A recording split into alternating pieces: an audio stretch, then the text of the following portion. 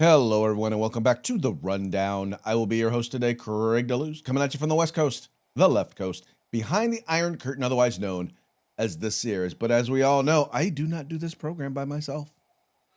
That's right. My name is Mike Pureworski, coming to you live from the East Coast. That's the coast with the most, from the co-host with the most here on the Rundown. 2A Views Conservative News. Craig, guess what day it is? Uh-oh.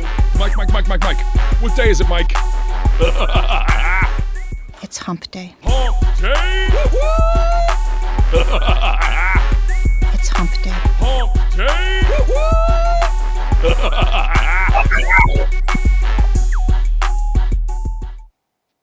Mike, I have to say, it is a pleasure to have you back. Oh, you've said that to me before, Craig. It's a pleasure to be back. Pleasure to be back from my court-mandated sabbatical. It's very nice. The rehab is over, so we're all good. We're all good. Very good. You didn't make any new friends, did you? It's been a long time since I showered. Let's just say that. I guess they don't shower over there. They're these little tiny showers. They really are. I mean, you got to like turn sideways to get in, and the water is not steady, and it doesn't stay the same temperature. It gets hot, it gets cold, it gets hot, it gets cold. It's Europe. Yeah, what do you expect? It's Europe. So. Exactly. It's Europe. Yep. Well, it is what it is, bro. Well, like I said before, it is good to have you back. You do radio, and you've done your show before, even by yourself before. Talking by yourself for an hour or for 40 minutes is not impossible, but sometimes it can be a challenge. It's a challenge. It's I find even on the radio show when I have to do it by myself, which is very infrequent, it's a different show. Yeah. Because I like to be the butt of my own joke sometimes, and it's hard to do that when you're by yourself. It's hard to bring the levity to the program when it's only you. There's nobody to play off of. So it's a more serious show when I'm by myself on the radio for sure.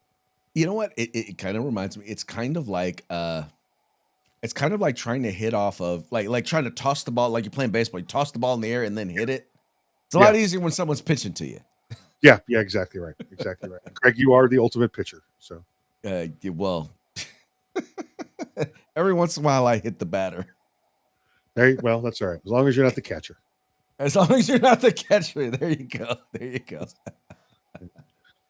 Well, man, thanks, dude. A lot has happened, and we'll be talking about a little bit of that today. And I so wanted to get your perspective on just the whole, just everything that went on. Both, in particular, the when we went in and we got that soldier out. I was like, man, I would have.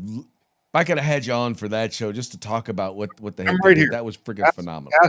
Ask away. So, first of all, just when you first heard about it, what were your initial thoughts? It was nice to have a commander in chief and a whole chain of command that actually gave a crap about the well-being of the warfighter. That was it. That became the priority again. That. It was to take care of the individual. I mean, you heard them say things like, listen, those are 2 aircraft. We can replace those. We got our guy. We got our guy back. In fact, I've got a quote here.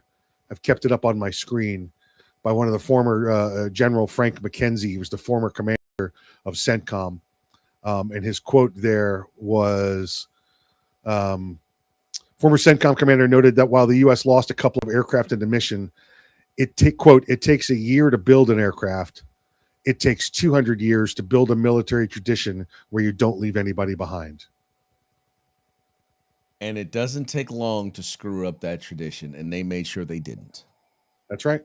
Exactly. Yeah. Yep. Well, I was just so impressed. And I'm sorry. I don't care how you feel about Donald Trump. I don't care how you feel about the war. If that did not just make you feel patriotic and think, okay, when is the movie coming out? There's something wrong with you.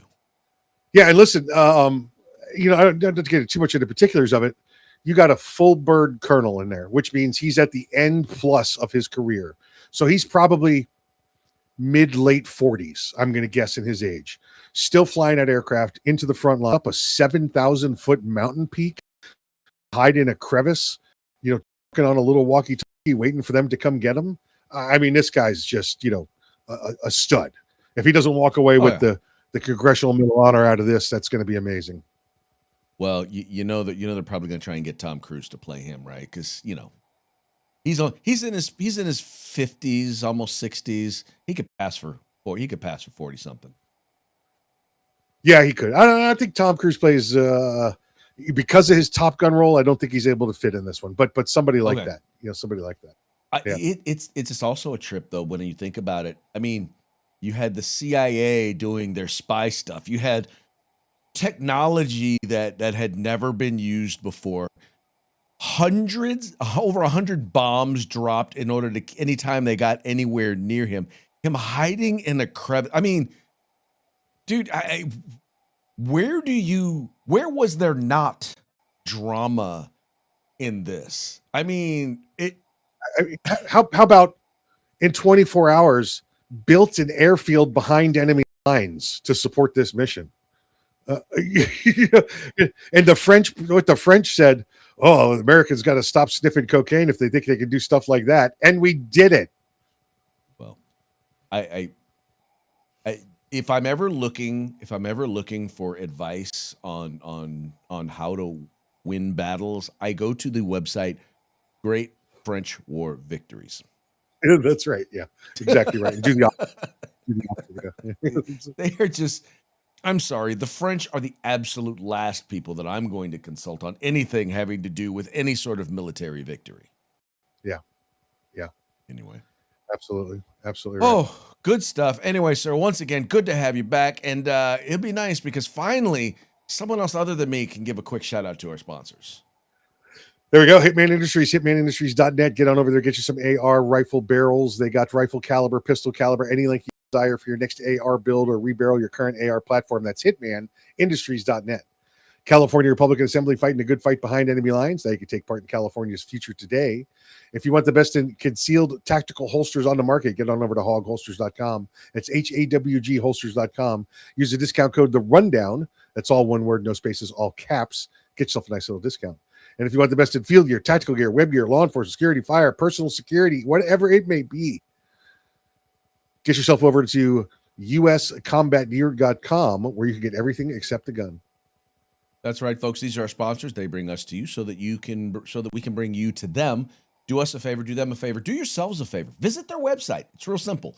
We put the links to their websites in the description of this program. So go there, check them out, spend some money with them, and make sure you tell them it was the guys over at The Rundown that sent you. Also want to encourage you, if you're watching this show during the 3 o'clock hour on the West Coast or the 6 o'clock hour on the East Coast, you are watching us live, which means we're taking your comments, and we would love to hear what you have to say about all that is going on, whether it's specifically what we're talking about in the program, whether it's where you're watching from, or just the news of the day. Maybe it's a topic we didn't cover. Give us a shout out. We'd love to hear from you. We don't even care if you disagree with us. In fact, if you disagree with us, we would rather like it because it gives us the opportunity to mock you. Oh, wow. Is that a mockingbird? Man, is that a mockingbird? Is that a mockingbird?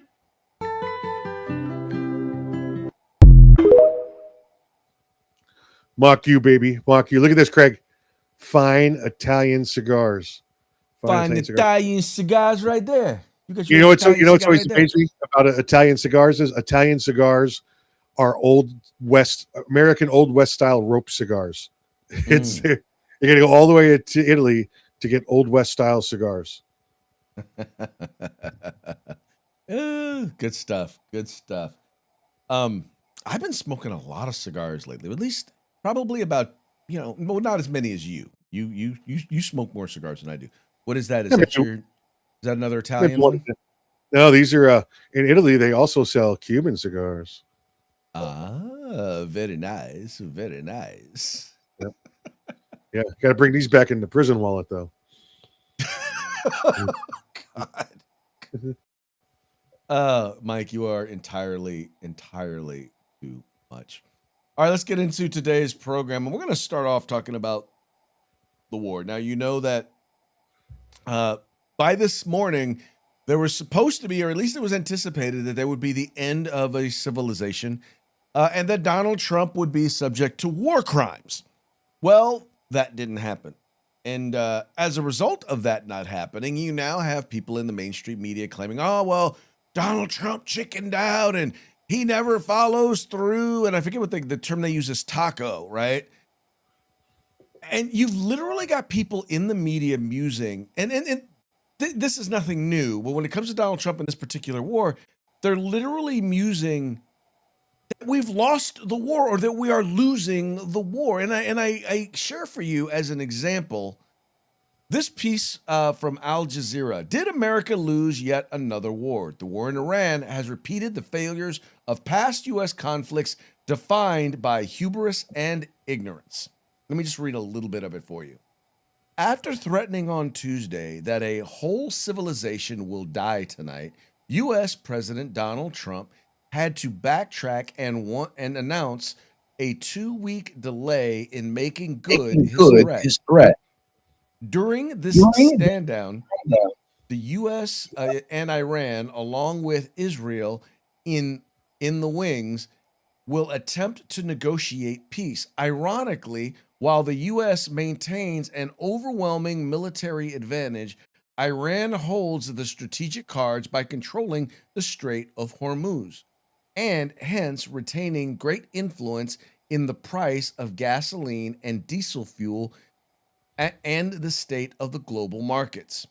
On current trajectory, Iran war will repeat past failures of the U.S.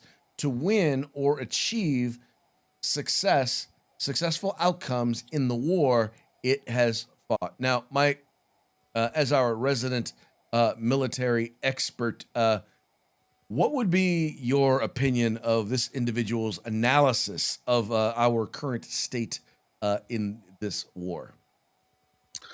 Craig, I believe that the Artemis moon mission was a complete success because they brought back these people from the dark side of the moon. Where else could they possibly be from?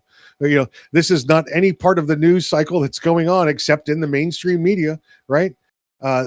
This is by design, and Donald Trump was very clear on this before he said, you know, we were going to bomb them back to the Stone Age or whatever his methodology was that this we're going to do this, drive them to the ceasefire table, to the negotiation table. And guess what they did? They capitulated. They said, okay, we'd rather not lose every piece of infrastructure in this country. Let's sit down to these demands and see what's going on. It's perfect. And Craig, they're by no means going to agree. They're not going to agree. Mark my word, in 10 days, 14 days from now, you're going to see Bridge and Power Plant Day. You're going to see, you know, water and waterways and dam day. You're going to see all of it. He's going to destroy this country because he's giving them the chance on the world. We do not want to stop our terrorist activities. So you don't want to? We gave you a chance, let you come to the table, and you said no. Well, bye-bye. It's really simple. All we're asking is stop your nuclear ambitions, stop building rockets, and open up the Strait of Hormuz. Yeah, and we got that. Things, yeah. Those 3 Yeah. things. That's it. Although I will say this, I don't know why they decided that all night they were going to keep firing rockets at Israel. You know, look, they have no idea what they're doing. These are people that, again, a Muslim country, they're attacking, you know, Qatar, the Emirates, Saudi Arabia. I just, yeah, how do I show everybody that we're a great Muslim country? I know we'll shoot at other Muslim countries as well. Right. Well, and then you've got the media who at one point is like, oh my God, he's going to commit a genocide. He's going to commit war acts or acts of war crimes. And then when he doesn't, they're like, oh, well, he chickened out. Yeah, it's just ridiculous. The whole war crimes thing, you know, that he made the announcement ahead of time. So it's a war crimes thing. Craig, do you know we did in Japan in the last couple of months of the war? We dropped over 77 million leaflets on Japan that said, give up or we're going to bomb you back to the Stone Age. And then after we dropped the first atomic bomb, we dropped another 10 million leaflets that said, 7 million leaflets that said, we are going to use another bomb of extraordinary power to destroy your country unless you bring your emperor to the table. Sounds like exactly what happened there. Did the same thing in the Korean War, did the same thing in the Vietnam War. When we tried to drive the Vietnamese back to the negotiating table, we brought back Operation Rolling Thunder 2 and bombed unrestricted targets in the north to bring them back to the table. It's what you do in warfare. Well, in the other parallel here, and this is one of the things that concerns me when you think about the Vietnam War, militarily, we won the Vietnam War. We lost it because of the media and because of the left. We only lost it. We only pulled out. Because we couldn't go as far as we needed to go to win because, well, the American public couldn't stomach it because the media was lying. When we pulled out of Vietnam in 1973, we had won every major military battle there was, and we were in charge of that country. Handed it off to the South Vietnamese army, and they lost their country in 2 years. Well, even the historically known Tet Offensive, which is supposed to be a huge victory for the Viet Cong, even that was a miserable failure overall. Yeah. I mean, just how the media reported on that war, on wars since. Once again, part of the problem is that the American public, I think in many cases, does not have the stomach for what it takes in order to win some of these victories. And we need to understand that in wars, things get broken and people die. Absolutely. It's just, they've learned since Vietnam, at least the MSM or the mainstream media has learned that they think it's okay to be against every war as long as now they say we support the soldiers. We support the soldiers, because the media has a horrible image from the Vietnam War because they supported the spitting of soldiers when they were returning home, calling them baby killers, that kind of stuff. Mm-hmm. So they stopped doing that, and they still do we support the soldier, but the war, the government, our government's bad. It's just, they're ridiculous, and nobody that has any common sense takes them seriously. Unfortunately, we all know that just about half the country suffers from mental illness. But it's got to be mental illness, because when you destroy 100% of the enemy's navy, when you destroy 100% of their air force, when you destroy 90 to 95% of their ability to launch drones or missiles, when you kill thousands of their military soldiers, military leaders, when you kill the top 3 tiers of their leadership, and you lose as a total 13 servicemen in total, how are you losing that war? Yeah. And just to clarify, Craig, concerning the Navy, we actually came up with an agreement with them, a sharing agreement, where we get the top of the water and they get the bottom of the water. That's where they're. I did hear Secretary of War Pete Hegseth reported on that from the Department of War podium. And we're living up to that agreement.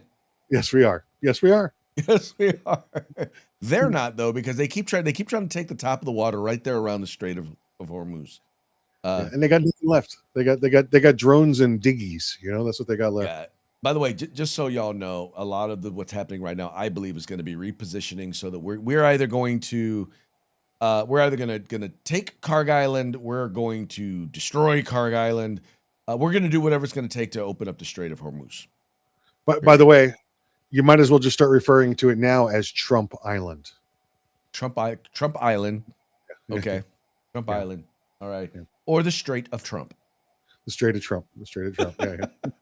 Good stuff. Oh my. Okay. So you were just talking about, and Mike, you were just talking about how Democrats are basically full of mental illness, right? And they seem to think, and I don't know what they think the American people think, but there's a guy that in Maine who is running for I think governor up there. Is he got?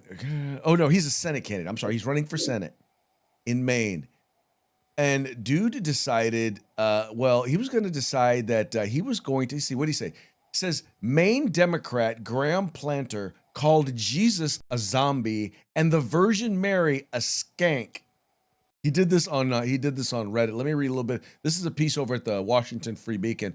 It says Graham Planter, a Democratic Senate candidate from Maine, known for his now covered Nazi tattoo, described himself as, quote, as so, quote, crudely atheist that he derided Jesus Christ as a zombie and the Virgin Mary as a skank in a newly uncovered Reddit post.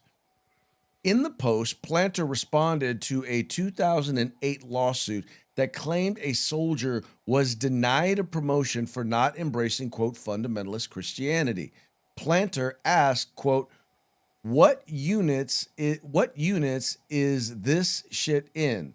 And stated that while, quote, I've spent 8 years in the infantry, I've been about as crudely atheist as one can be the entire time, Planter cited.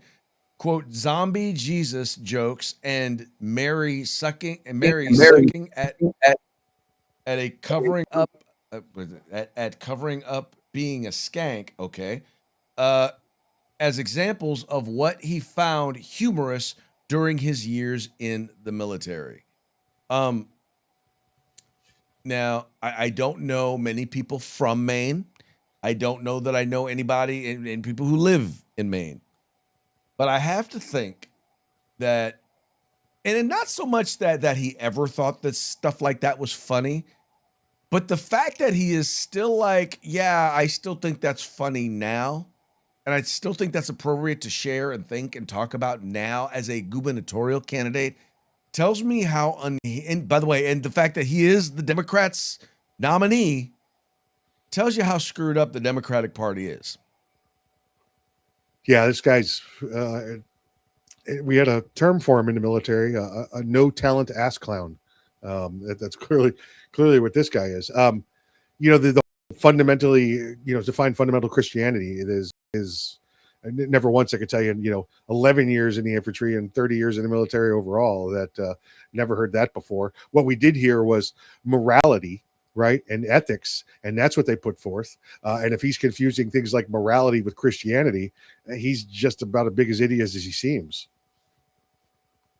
Well, exactly. No, I think you're hitting the nail on the head because, and a lot of morality is in line with Judeo-Christian principles and teachings. I mean, they just are, and not just because they are Judeo-Christian, but because guess what? They work, right? How about you don't steal from your neighbor? How about you don't mess with your neighbor's wife, right?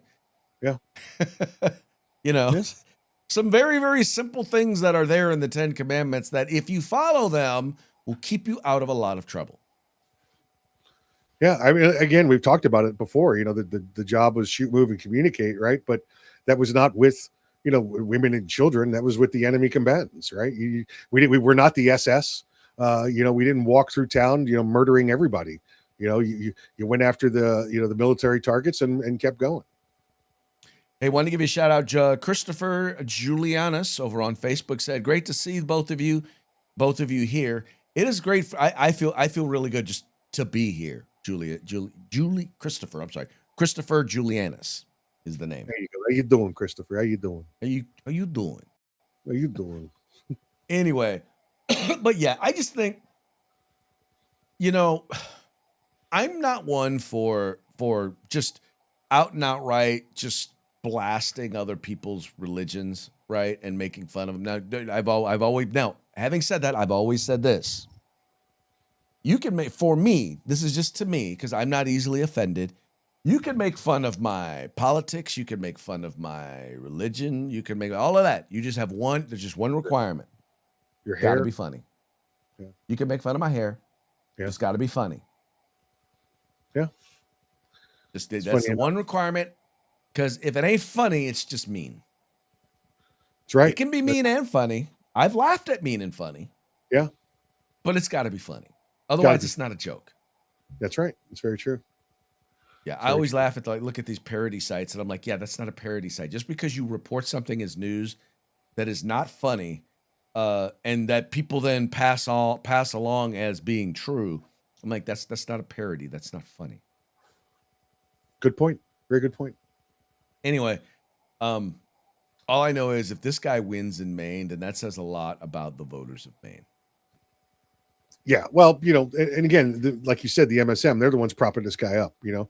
Otherwise you'd have no chance at all. Everybody, and Mhm. every diner and lobster shop up there would say what a whack job he is. Yes, they would. What a racist whack job he is. That's right. You know, it's kind of funny that Donald Trump, who has literally done nothing or said nothing that would lead you to believe that he is a Nazi. You don't believe he's a Nazi, but the guy with the Nazi tattoo is not a Nazi. Yeah, the irony, huh? The irony of it all. Tell you one thing that Donald Trump did do. Donald Trump did give guns to the Iranian people. It's being reported here. Bearing Arms has an interesting piece on it. It says, this is being written by Cam Edwards. It said, did Trump really send guns to Iranian people, and where'd they end up? Let's read. President Donald Trump has confirmed the U.S. has tried to arm the Iranian opposition, but claims that the guns were meant for the Iranian citizens never got to them. So what exactly did we send, and where did they end up? Details of the operation, which I sincerely hope was called Operation Farsi and Furious, remain scant. But Trump on Monday generally confirmed what Fox News' Trey Yingst reported over the weekend, and an untold number of weapons were sent to the Kurds with the expectation that they would be given to the Iranians, willing and ready to take to the streets in armed opposition to the IRGC and the mullahs remaining in the Iranian government. And this is I think this is from the Fox News piece. It says they were supposed to go to the people so that they could fight back against these thugs. You know what happened? The people that they sent them to kept them because they said, "What beautiful gun. I think I'll keep it." So I'm very upset. Also, this is Trump. So I'm very upset with certain groups of people, and they're gonna pay a big price for that. But the Iranian people will fight back as soon as they know they're not going to be shot, and as soon as they get weapons. If they had weapons, not many of them. If they had weapons, that would go the other way. And you know what would happen? Iran would give up in 2 seconds because they won't be able to take it. Now, the one thing that's interesting about this is there's a reason why we sent them to the Kurds, because the Kurds are no friends of the IRGC. So it's not like they wound up in enemy hands. They Right. just didn't reach the final destination. They did wind up in the hands of individuals who will likely, well, hopefully, we're hoping, will be part of the resistance against the IRGC. Yeah, nothing new about this technique, Greg. During World War II, Allied forces dropped thousands of tons of weapons, including Sten guns, Brens, and pistols, into occupied France to arm the resistance fighters, the Maquis, including the FP-45 Liberator pistol that was made here in the United States. It's a standard war tactic to arm those that are being oppressed underneath the governments that are fighting the war.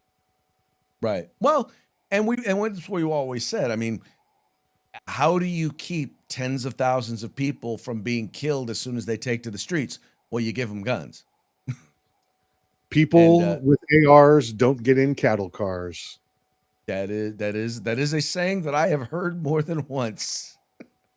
Yep. Anyway, but so it is a tactic that they're tried. Unfortunately, they were unsuccessful in actually getting the firearms to where they needed to go. But I have a sneaking suspicion it will not be the last time. Yeah, and let's be clear, these didn't get dropped into the Iranian, IRGC there. These got to the halfway point and haven't made it all the way yet, Yes. Well, exactly. And they're not in enemy hands. Like, the main thing I want to point out is Correct. they're not in enemy hands. Now, that's Correct. not to say that the Kurds won't be our enemies one day. I mean, let's just be honest. We are, this is more, our relationship with the Kurds is more of an enemy of our enemy is our friend type of a deal. Yeah, a Mujahideen situation from Afghanistan. Yeah. Exactly. So, I mean, let's not pretend like, like they are our friends, but in no time soon will these weapons be used against us. Correct. Oh, I got to tell you, and I know that Gavin Newsom is considered one of the front runners for the presidency in 2028 for the Democratic to win the Democratic nomination. And in the, gosh, I want to say now 12 years? No, not even 12. In all of the time that I've been dealing with Gavin Newsom, I never really heard a whole lot from his wife. I can tell you that she's a whacked out lefty. She is a woke feminist. She makes movies and then sells them to government and makes them show them in schools. And it's all promoting the coming down against the patriarchy and yada yada yada. But the more she is out there, the more she's being heard, and the more some of her quotes are coming out. And I got to tell you, this woman is a weirdo. And here's just one of the things, the statements that she had made that has people just wondering. That basically people are already saying, if Gavin Newsom is the nominee for president of the United States, this woman is going to end his campaign. I mean, I had to be very raw when we interviewed the young men who were juvenile offenders in San Quentin. I told them about my own loss, where I lost my older sister a few days before my 7th birthday, and I blame myself for her death. And I share that because that they ultimately were accused of committing these violent crimes and sentenced for life. And I think it shocked them that this, blonde lady who was, interviewing them had a similar story, was perhaps in the wrong place at the wrong time, but wasn't punished the way they were, because clearly it was an accident, but theirs was probably an accident too. So anyway, I share that just because I guess, I quite enjoy spending time with people and being real and unmasking and showing them that it's safe to unmask themselves. Beautiful. Now, keep in mind, this is the same woman who says that she gives her boys dolls so that, they can learn how to be caregivers. She's the one who says that, all the world's problems would be better if women were in the rooms making the decisions along with their male allies. This woman is the epitome of left-wing wokedest woman, white woman specifically, and is just.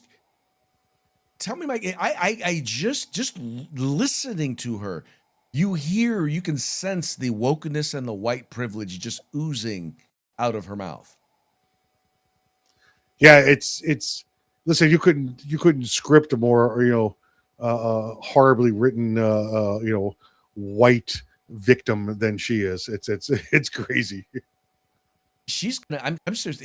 If he is not careful, I mean, I one of the reasons why I really honestly and truly believe that he may not run for governor, and may decide not to run for governor, for president.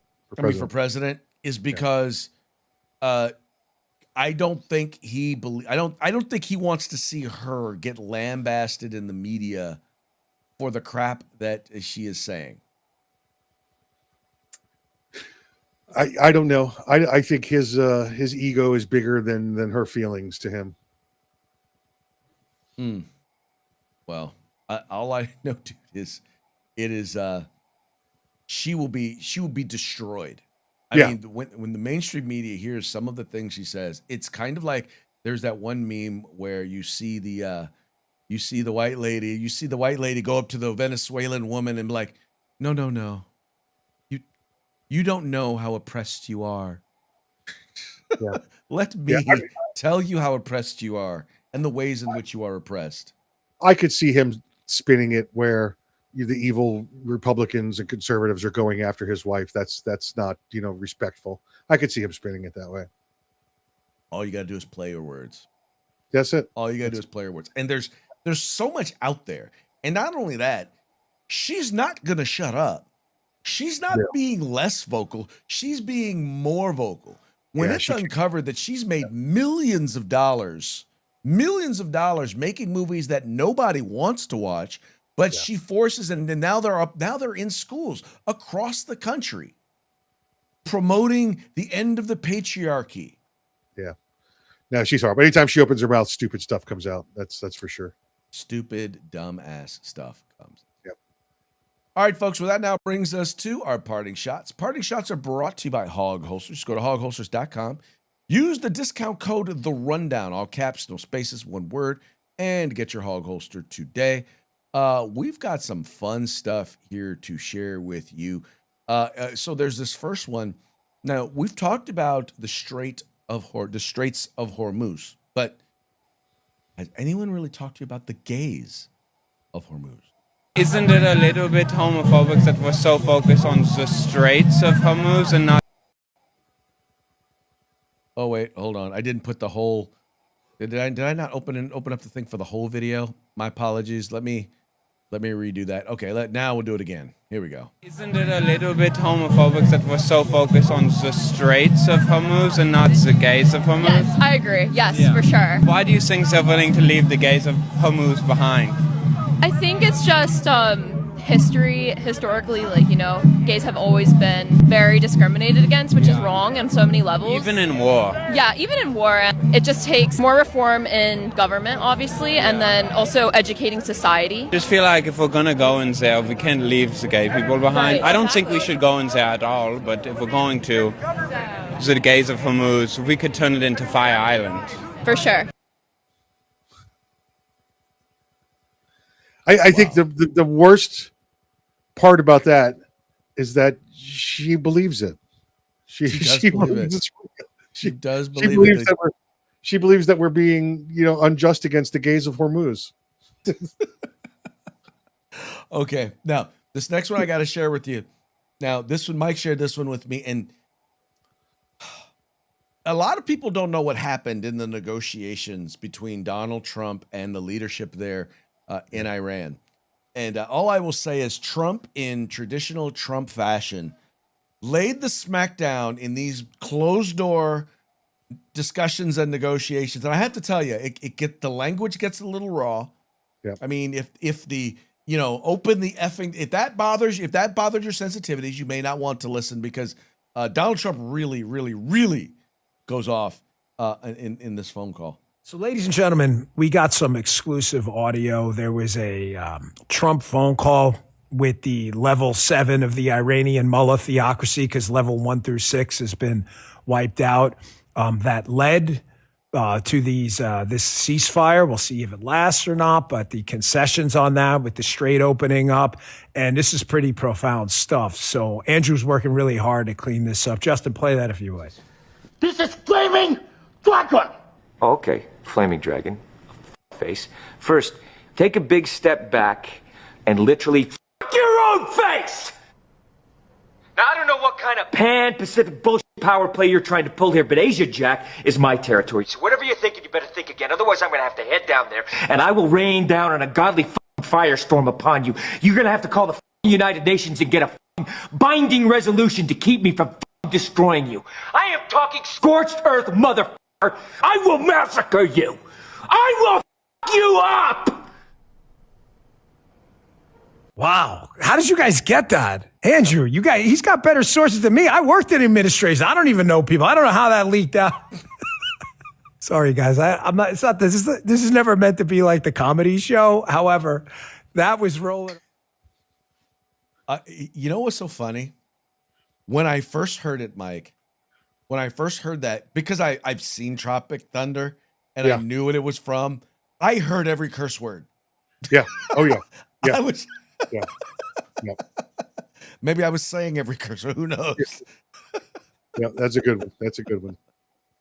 Yeah. And, needless to say, here we are now. As I said, world destruction has not happened. It has not occurred. Or the civilization has not been destroyed. World War III has not begun.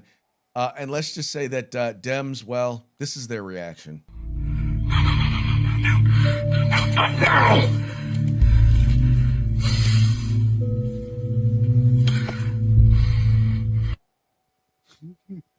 Yeah, for those of you just listening, I know you probably really did not fully appreciate that one, but that was hilarious.